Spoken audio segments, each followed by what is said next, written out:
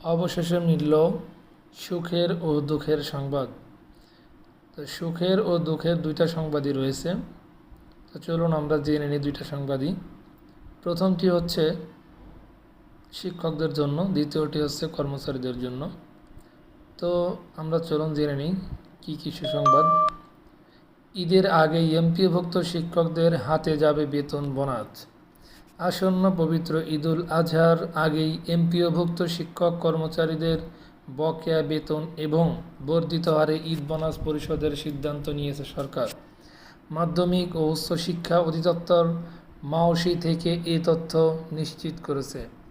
মাওসির মহাপরিচালক অধ্যাপক ডক্টর মোহাম্মদ আজাদ খান জানিয়েছেন, শিক্ষক কর্মচারীদের চলমান আন্দোলনের প্রেক্ষিতে আগামী 5 জুন থেকে ঈদের ছুটি শুরু হওয়ার আগেই বেতন ও বোনাস পরিশোধের উদ্যোগ নেওয়া হয়েছে। যদিও এপ্রিল মাসের বকেয়া বেতন ও ঈদ বোনাস একসঙ্গে নাও আসতে পারে, তবে বোনাস আগে ছাড় হওয়ার সম্ভাবনা বেশি, অর্থাৎ আগে ছাড়ার সম্ভাবনা বেশি। এছাড়াও অর্থ মন্ত্রণালয় ইতিমধ্যেই ঈদ বোনাসে বাড়তি সুবিধার প্রস্তাব অনুমোদন দিয়েছে।